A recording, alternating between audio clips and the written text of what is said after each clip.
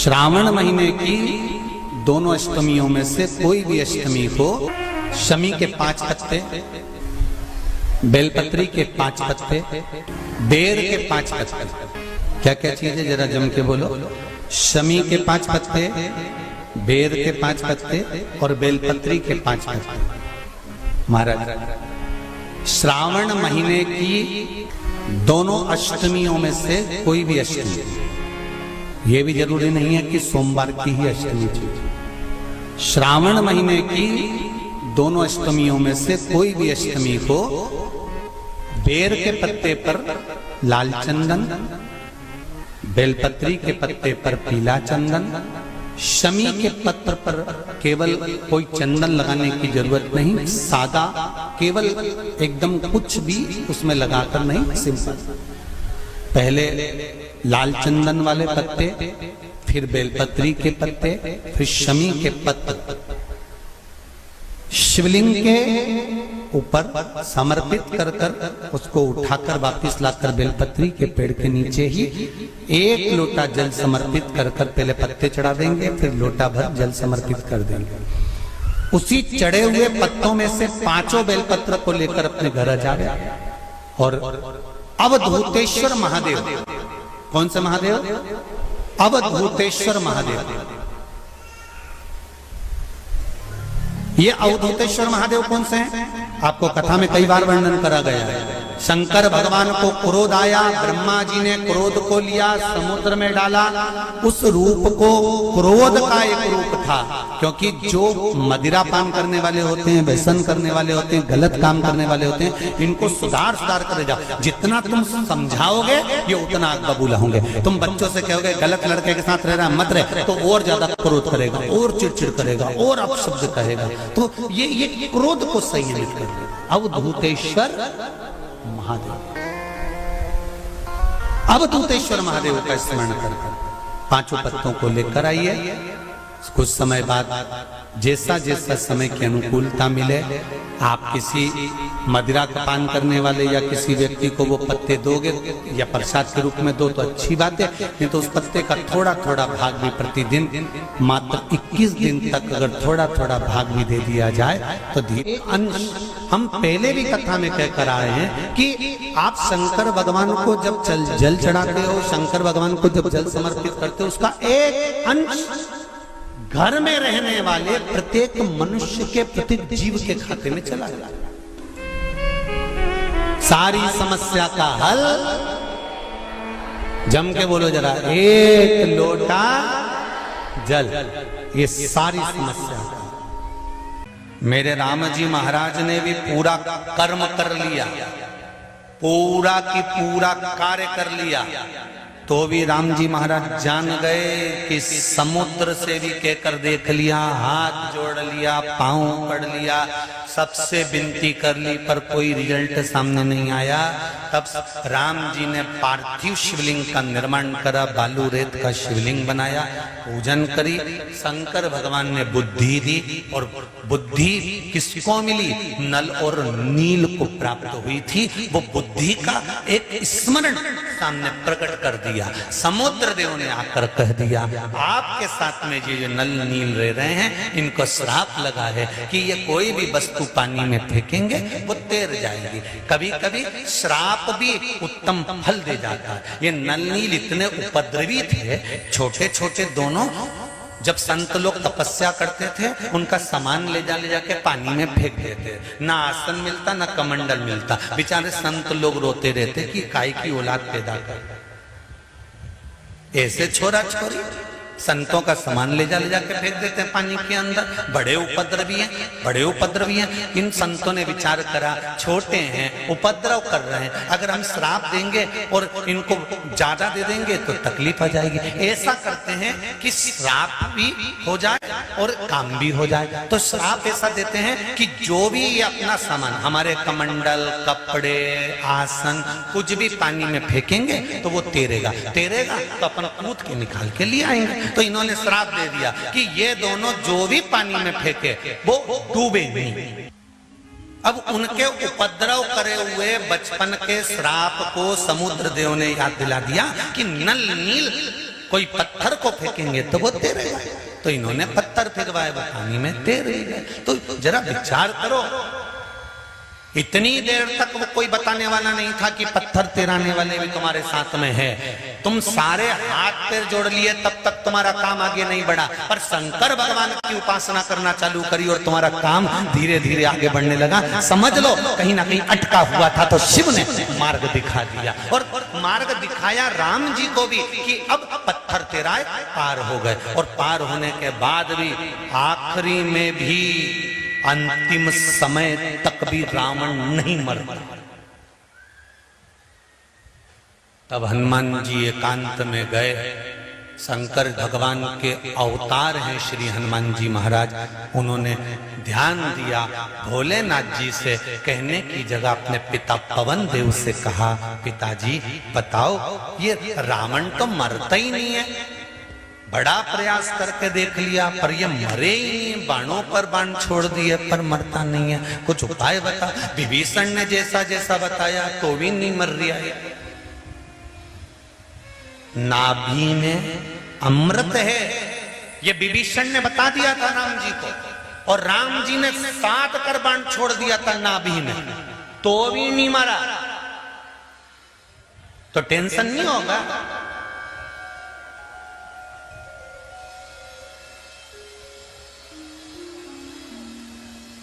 अब क्या करा जाए?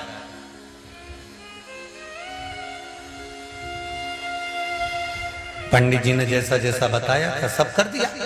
राम जी ने भी विभीषण के कहने पे करा कि बाण छोड़ा, नाभि में गया अमर सूखने के लिए, पर नहीं मारा। तो लक्ष्मण जी ने तो विभीषण से कह भी दिया, तू ही तो बोला कि नाभि में अमृत है और बाण छोड़ो और मर जाएगा। ले 14 बार छोड़ दिया, मरा ही नहीं। झूठेला, कम से कम यहां तो सत्य बोल।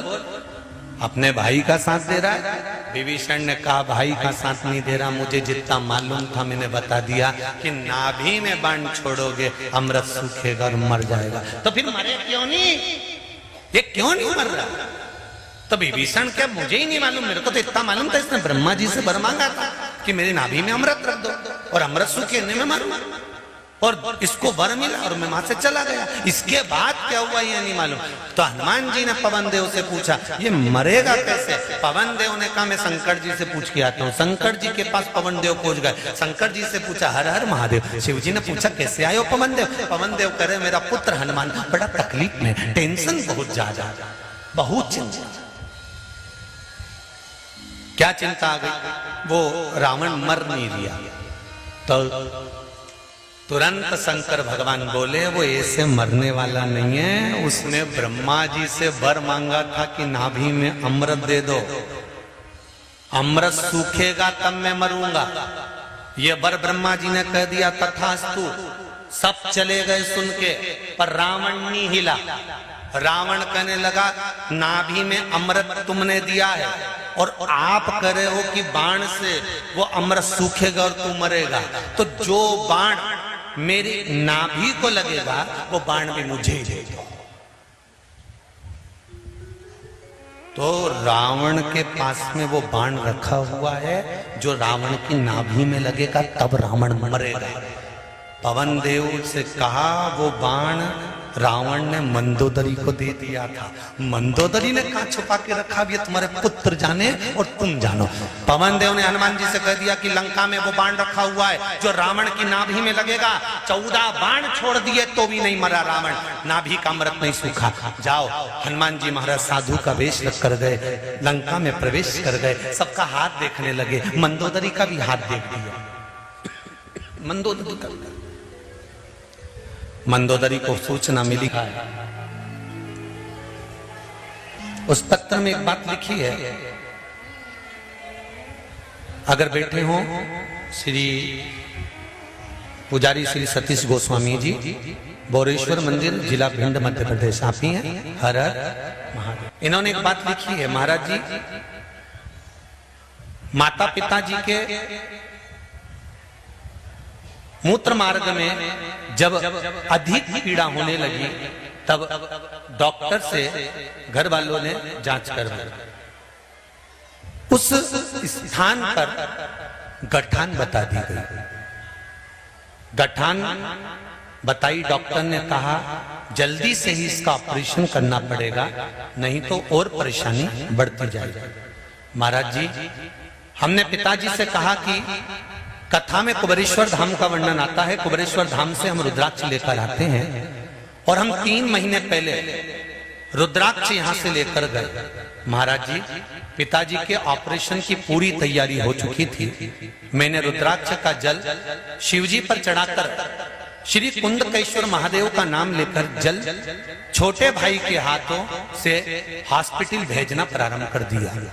हॉस्पिटल में पिताजी को रुद्राक्ष का जल देने लगे और कहा जितना जल देकर भेज रहा हूं ये धीरे धीरे कर उनको पिला देना। आधे घंटे बाद डॉक्टर ने कहा इनकी जांच होगी और जैसे ही जांच करी तो डॉक्टर ने कह दिया अभी ऑपरेशन की जरूरत नहीं है, इनको 15 दिन के लिए घर ले जाओ।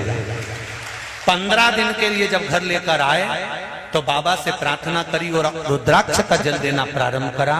अगली जांच आई तो गठान गल चुकी थी और बाबा की कृपा से अब वो स्वस्थ हैं। ये शिव कृपा है। बैठो महाराज जी, बैठिए। ये शंकर की कृपा, बात ये शिव कृपा बिना नहीं हो सकती, शंकर की उदारता बिना नहीं हो सकती। तेरी कृपा बिना न हिले एक भी अणु, लेते हैं श्वास तेरी कृपा से तनो तनो। शिव की भक्ति धारण, शंकर भगवान की कभी ना हमें निंदा करना है और ना कभी हमें निंदा, जम के बोलो जरा, सुनना है। क्यों? निंदा करने वाले से ज्यादा पापी होता है निंदा सुनने वाला। कोई शंकर भगवान की निंदा करे, शिव पुराण की निंदा करे, भगवान की निंदा करे, उस ग्रुप से अपने को डिलीट हो जाना, उसके पास बैठना ही नहीं और लिख के डिलीट होना, तेरा क्या होगा रे कालिया। हमें नहीं, पाप ऐसा नहीं है कि नहीं आएगा, पापी जीव नहीं पहुंचेगा। अगर धर्मात्मा भगवान के मंदिर में जाता है तो पापी भी भगवान के मंदिर में जाता है। आप भगवान के मंदिर में जाकर पुण्य कमाना चाहते हो और पापी उस मंदिर में जाकर और ज्यादा पाप करना चाहता है। तो पाप का फल क्या? उस वैश्या ने संतों को दृष्टि से देखा, पाप जाग गया। वैश्या उन संतों के करीब जाने लगा, वैश्या उन संतों के करीब जाने लगा, वैश्या उन संतों के पास जाने लगा। और वैश्या जब संतों के करीब पहुंची, श्रावण का महीना था, श्रावण का महीना और संतों के करीब में जब वैश्या जा रही है और जब नजदीक में पहुंच जाती है, शंभु शरण पड़ी मांगो घड़ी रे घड़ी, दुख काटो दया करी न दर्शन आपो, दया करी न दर्शन आपो। वैश्या गई, पाप जाग रहा था, भीतर पाप लेकर जा रहा। फिर भी देखो, हरिद्वार गंगा नहाने वाले जाते हैं और हरिद्वार जिनको चोरी करना है वो भी चले जाता है कि नहीं जाता? अरे बोलो तो जम के जाता है ना। अब जो नहाने वाले हैं वो तो करते हैं हर हर गंगे और चोरी वाले कर देते हैं इनको। अब दोनों गए, गंगा के घाट पर दोनों गए। एक पुण्य करने वाला भी गंगा के घाट पर पहुंचा है। जब गंगा के घाट पर एक पुण्यवान व्यक्ति गंगा की डुबकी लगाता है तो उसके पूर्वज, उसके पितर उसके पीठ ठोक कर कहते हैं, धन्य है तेरे घर का बेटा जो गंगा नहाकर सारी पीढ़ियों को तार रहा है। सारी पीढ़ियों को तार रहा है, धन्य है तेरे घर का बेटा। और एक चोरी करने वाला व्यक्ति भी गंगा में डुबकी लगाने नहीं, चोरी करने जाता है तो उसके घर के पूर्वजों को भी देवता कहते हैं धिक्कार तेरी औलादों को। 7 पीढ़ी को नरक में पटक दिया। कहां चोरी करने गया, चोरी करना ही था तो इतना पूरा शहर नगर गांव पड़ा हुआ था, धर्म की जगह पर चोरी करने गया। धिक्कार ऐसे चोरों को और धिक्कार ऐसी जिंदगी को, धिक्कार।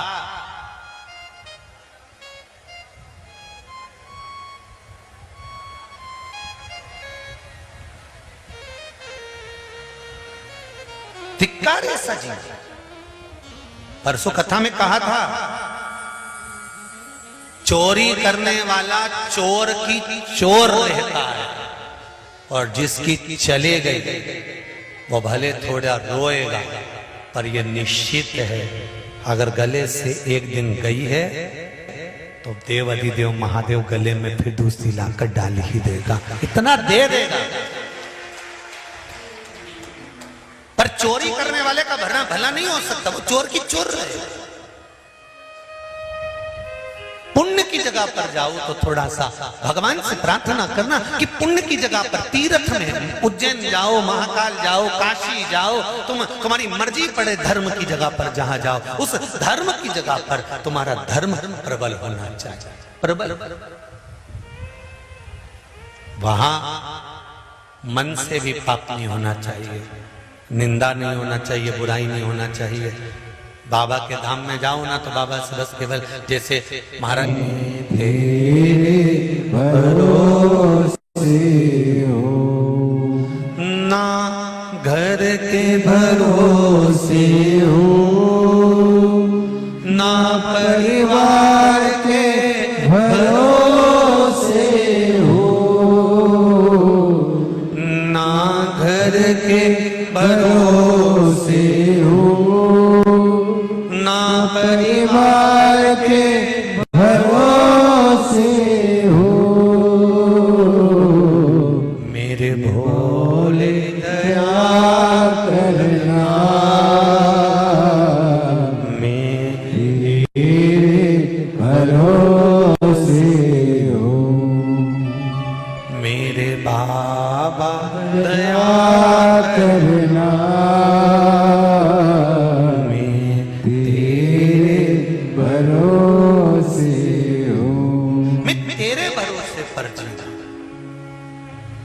नहीं हमारी सामर्थ्यता कुछ नहीं।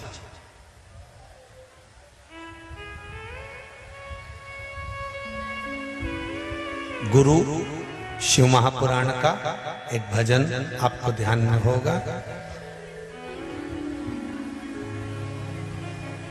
बड़ी दूर से चलकर आया हूं, नाचना नहीं है और ना हम गाएंगे, हम तो एक लाइन बताते। बड़ी दूर से चलकर आया हूँ मेरे भोले तेरे दर्शन के लिए, मेरे बाबा तेरे दर्शन के लिए। एक बेल पत्र में लाया हूँ, एक बेल पत्र में लाया हूँ, चरणों में तेरे अर्पण के लिए। एक बेल पत्र में लाया हूँ, चरणों में तेरे अर्पण के लिए। बाबा के चरणों में चढ़ाने के लिए हमारे पास कुछ भी नहीं है, हम क्या देंगे बाबा? शंकर जी के पूजन में लाखों रुपए खर्च होते हैं क्या? अरे बोलो तो जम के। इतने सारे उपाय शिव महापुराण के, स्कंद पुराण के, देवी भागवत के, नर्मदा पुराण के, लिंग पुराण के, पद्म पुराण के, अग्नि पुराण के, इतने उपाय छाट छाट कर आपको बताते हैं। कहीं इसमें पैसा खर्च हुआ? बस दिल खर्च हुआ, मन से करा, शिव ने कृपा करी, दिल से किया तो रूप रंग सब बदल गया। क्यों? शंकर भगवान के मंदिर से कोई आ रहा है, शिव महापुराण की कथा सुनकर कोई जा रहा है, उसका मात्र दर्शन ही जीव को हो जाए।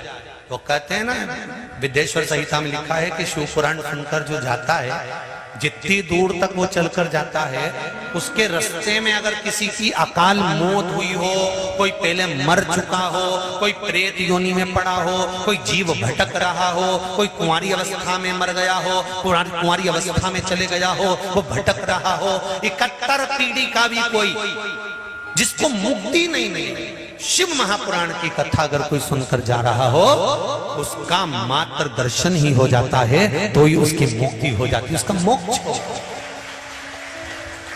मात्र दर्शन, मात्र सहज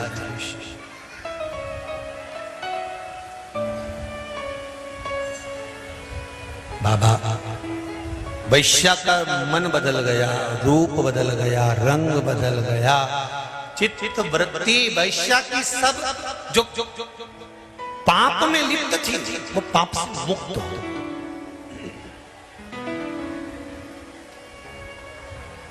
कभी तो शिव कृपा करेगा, कभी तो शंकर करुणा करेगा।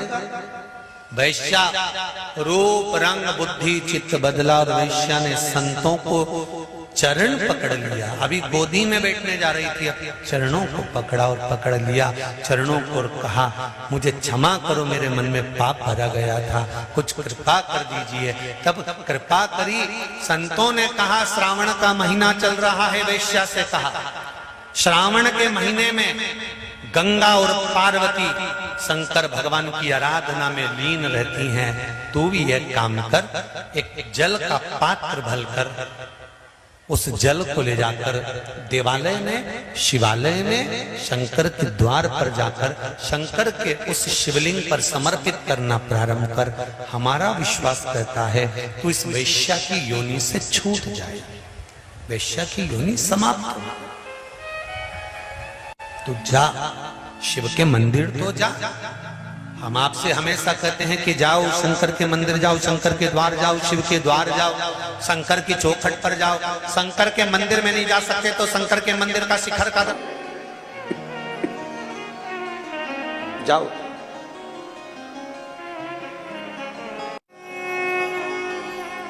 भगवान का नाम जपता जरूर है, ऐसा नहीं कि संसार में कौन नहीं जपता। आप पूरे जाकर देखो, बड़े बड़े तीर्थों में देखिए, बड़े बड़े नदियों के तट पर देखिए, बड़ी बड़ी नदियां, तालाब, सरोवर, कुंड, बावड़ी, मंदिर, देवालय, शिवालय, और आपके नगर में भी जाकर देखिए, सारा भरा पड़ा है। लोग बहुत प्रेम से भगवान का नाम जप रहे हैं। कोई भगवान का राम नाम जप रहा है, कोई कृष्ण नाम जप रहा है, कोई शिव नाम जप रहा है, कोई देवी का नाम जप रहा है, उसकी मर्जी पड़े वो जप रहा है, जिस भाव से उसको जप।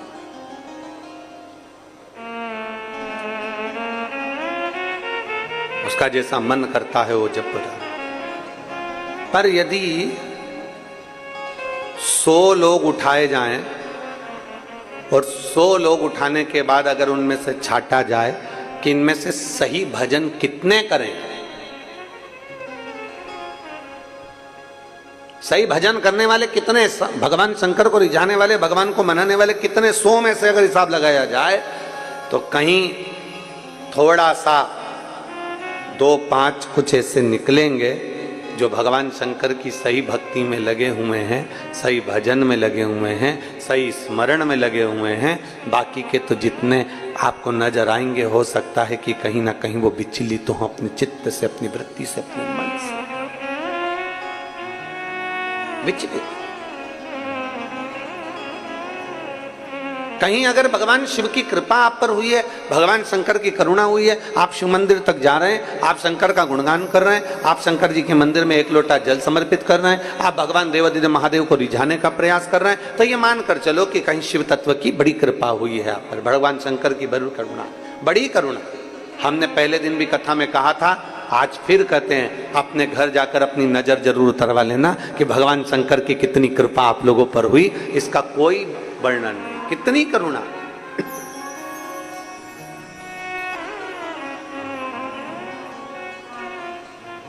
और मैंने तेरे ही पुत्र के द्वारा मरूं। इंद्र ने तारकासुर से जाकर पूछा था ये प्रश्न कि तूने ऐसा वर क्यों मांगा, तूने ये वर क्यों मांगा? मतलब शंकर भगवान समाधि में लीन है और वो उनकी शादी नहीं होगी इसलिए तू मरेगा नहीं, तूने इसलिए मांगा। शंकर भगवान विवाह नहीं करेंगे और उनका औलाद नहीं होगी, तूने इसलिए मांगा। तारकासुर कहता है रे इंद्र तू मुझे समझ नहीं पाएगा, तू मुझे जान नहीं पाएगा।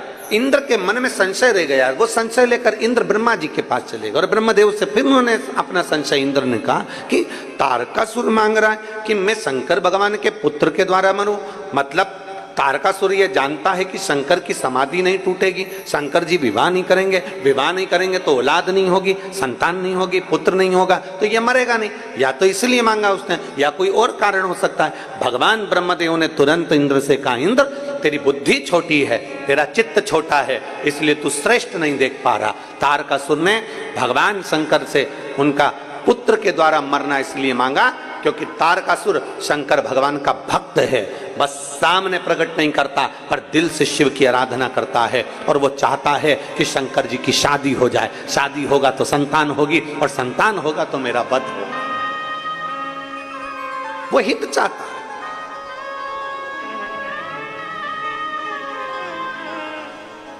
अब दुनिया के लोग उसको आहित समझे। आपसे पूछें, बच्चा बहुत छोटा सा रहता है, बहुत छोटा सा, जन्म लिए बच्चे को 2 दिन में, 5 दिन में, 7 दिन में, 3 महीने में, 1.5 महीने में, 1 महीने में, 15 दिन में, 20 दिन में उसको इंजेक्शन लगता है, उसको टीका लगता है। आप सब मां बैठी हो, आप सब मेरी जीजियां बैठी हैं, सब माताएं बैठी हुई और सारी आस्था चैनल पर मेरी जितनी जीजियां कथा श्रवण कर रही हैं, जितनी मेरी माताएं कथा श्रवण कर रही हैं, वो जानती हैं गोदी में छोटा सा बच्चा है, अभी जन्मा, दुबला पतला छोटा सा, हड्डी हड्डी शरीर में उसके, छोटा सा, बहुत छोटा। अब जन्म लिए बच्चे में कितना प्राण होगा। पर आपसे पूछे मेरी जीजियों से कि आपको मालूम है कितना कष्ट से हुआ है, कितने साल के बाद हुआ है, कितनी मुश्किल से हुआ है।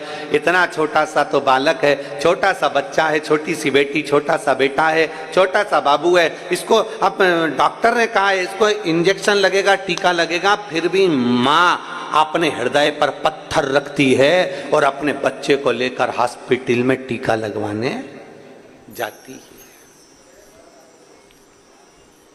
गई कि नहीं गई? बोलो बोलो, जम के बोलो। गई। क्यों गई? काय के लिए गई? जब उसका इतना चाहने वाला पुत्र, और उसको मालूम है रोएगा ये कम से कम अभी 4 दिन 5 दिन रात को भी नहीं सोएगा, रोता रहेगा रोता रहेगा रोता रहेगा। उसको मालूम है बुखार भी आएगा, उसको मालूम है इसको बुखार जरूर आएगा। वो माँ को मालूम है इसकी तबीयत खराब होगी, पड़ा रहेगा सुस्त होकर, रोता रहेगा, दूध भी नहीं पिएगा, माँ को सब मालूम। पर माँ फिर भी उसको इंजेक्शन लगवा रही है, उसको टीका लगवा रही है, क्योंकि उसको मालूम है कि आज अगर मैंने लाड़ प्यार में इसको टीका नहीं लगवाया तो इस बच्चे की पूरी जिंदगी खराब हो जाएगी। इसको कहीं मालूम पड़े कि कोई शरीर का रोग ना हो जाए, कहीं शरीर का रोग। लेते हैं श्वास तेरी कृपा से, तनो बखान क्या करूं मैं, राखोगे ढेर का, चपटी बबूत में खजाना कुबेर का। गंगाधार मुक्ति द्वार ओमकार तू, भोले ओमकार तू, आयो शरण तिहार शंभुकार तार।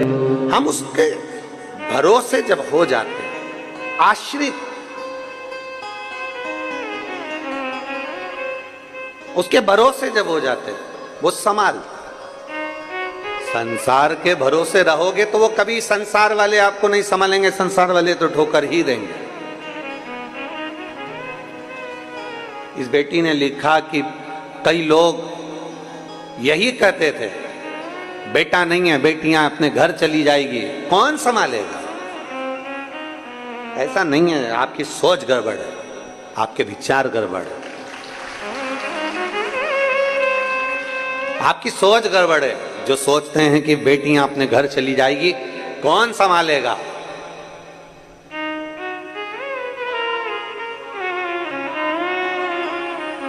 जिसका कोई नहीं उसका तो शिव है यारो। क्यों विचार कर? शंकर की आपको स्मरण में होगा भगवान कृष्ण की कथा का कि भगवान कृष्ण की नानी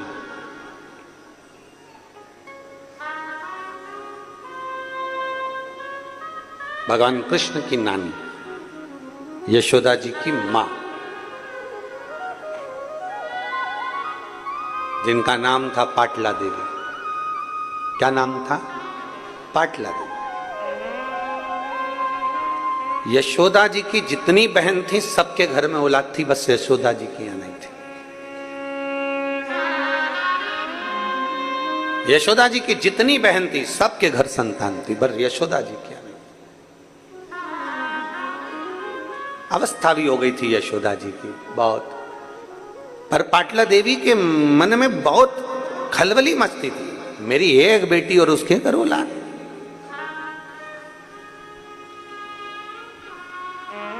जरा बेटियों से माता पिता का प्रेम भी बहुत ज्यादा होता है, इसलिए वो सबसे पहले यही देखते हैं, बेटी के घर में औलाद नहीं, बेटी के घर संतान नहीं।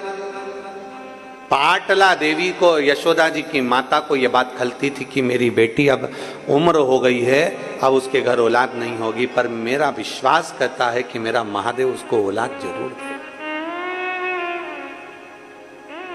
पाटला देवी प्रतिदिन यमुना जी के घाट पर जाती, बालू का शिवलिंग बनाती, आराधना करती। यह पाटला देवी का नियम था, माता यशोदा की माता जी का नियम था, भगवान कृष्ण की नानी का नियम था।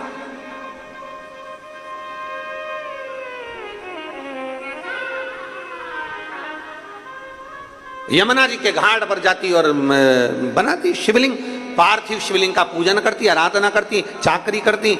एक दिन पाटला ने पार्थिव शिवलिंग को बना तो लिया पर विसर्जन ही नहीं करा। ले, शंकर जी को विसर्जन नहीं करा। और पार्थिव का नियम है, प्रदोष के दिन संध्या काल में रात्रि को हो सकता है, शिवरात्रि के दिन रात्रि को हो सकता है, पर बाकी के दिनों में चाहे सोमवार हो, मंगलवार हो, बुधवार हो, गुरुवार हो, शुक्रवार हो, शनिवार हो, बाकी के दिन अगर आप पार्थिव बना रहे हो तो रात्रि होने से पहले उसका विसर्जन होना जरूरी है।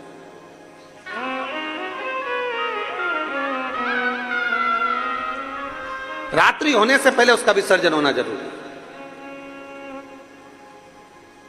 और शिवलिंग पार्थिव का मतलब यह होता है कि पार्थिव लिंग बनाना, पार्थिव शिवलिंग बनाना, उसका चेहरा नहीं बनाया जाता। पार्थिव में कभी भी आंख, नाक, मुख यह कुछ नहीं बनाया जाता। पार्थिव मतलब पार्थिव, शिवलिंग मतलब शिवलिंग।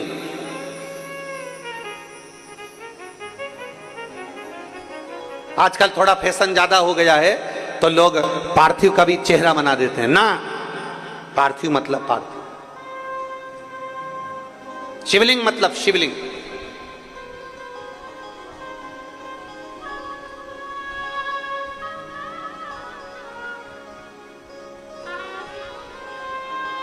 अब फैशन में लोग बनाने लगे, वो अपनी जगह पर शास्त्र जो कहता है, शास्त्र के अनुसार, शास्त्र में कहीं वर्णन नहीं आया कि आप शिवलिंग का, आप पार्थिव का कहीं मुख बनाओ कि नाक बनाओ कि आंख बनाओ। पार्थिव मतलब पार्थिव, शिवलिंग मतलब शिवलिंग।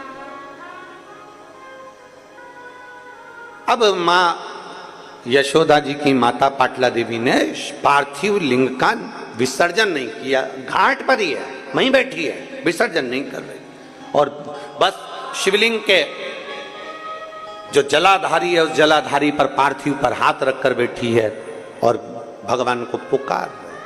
हमने परसों की कथा में कहा था, पुकारे जाओ, पुकारे जाओ, पुकारे जाओ। 10 साड़ी देखते हो तब एक साड़ी पसंद आती है, 10 कपड़े देखते हो तब एक कपड़ा पसंद आता है, उसी तरह 10 बार पुकारोगे तब एक पुकार भोलेनाथ सुनता जरूर है। पुकारो, बोल बम का नारा है। आवाज, नाश्ता ज्यादा करिया है क्या? जरा उससे अपने मन की बात।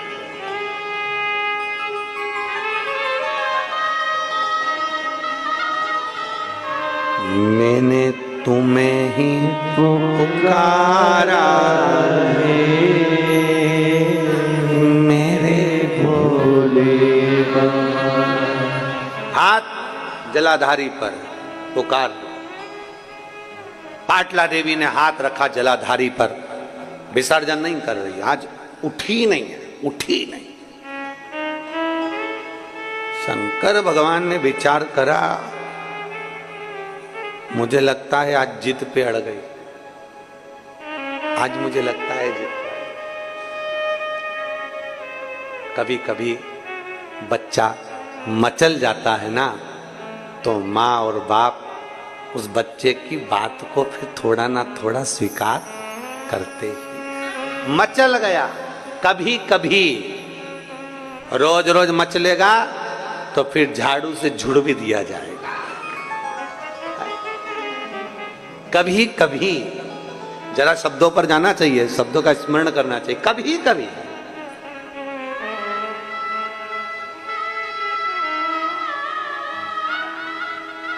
अब भगवान कृष्ण की नानी पाटला देवी हाथ रखकर बैठ गई, हिलती नहीं, बैठी वहीं पर पुकार रही, नमः शिवाय नमः शिवाय नमः शिवाय श्री शिवाय नमस्तुभ्यम पुकार रही।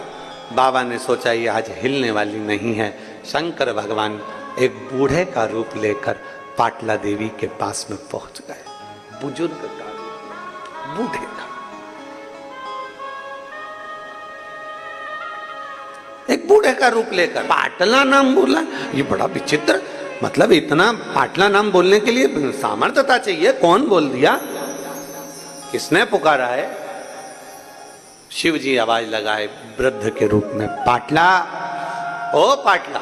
पाटला ने जो पलट कर देखा कोई बुजुर्ग है। पाटला को गुस्सा आया। पाटला ने सोचा, माता पाटला ने विचार किया, बताओ मैं अच्छी खासी शंकर जी से प्रार्थना कर रही थी और ये बुढ़ा यहाँ बुजुर्ग यहाँ आ गया,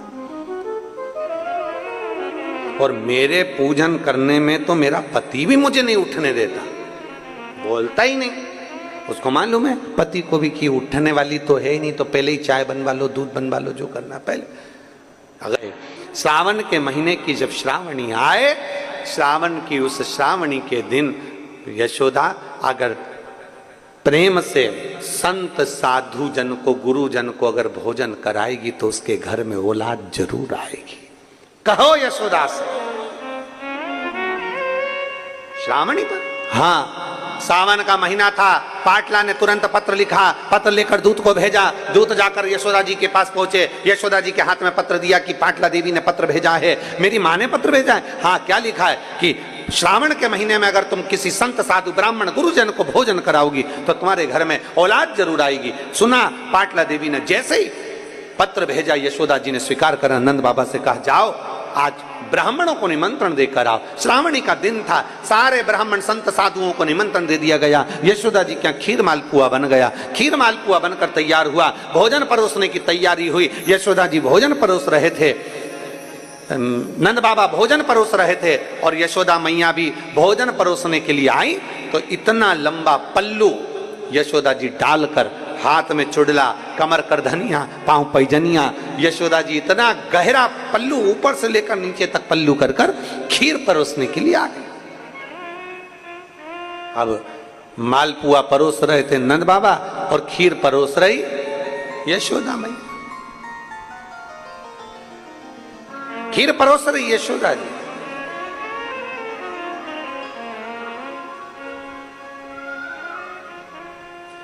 दूध सामग्री जो होती है ना, वंश की वृद्धि करती है।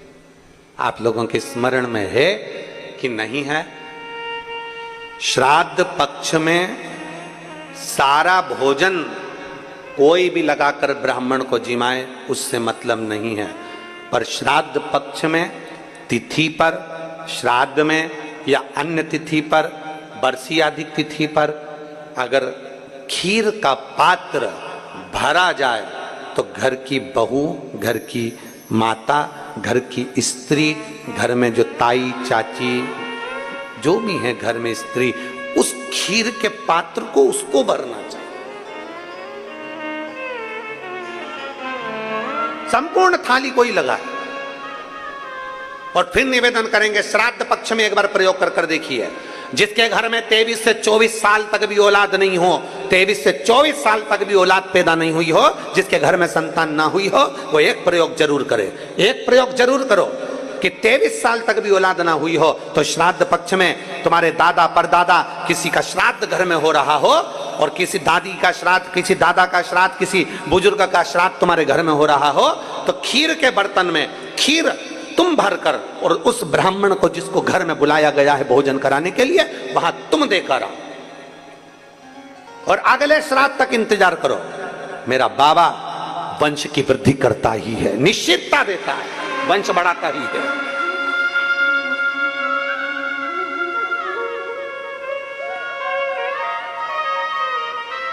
तीन तिथियां हैं, तीन तिथियां जिसमें महादेव को दूध जरूर चढ़ाना चाहिए।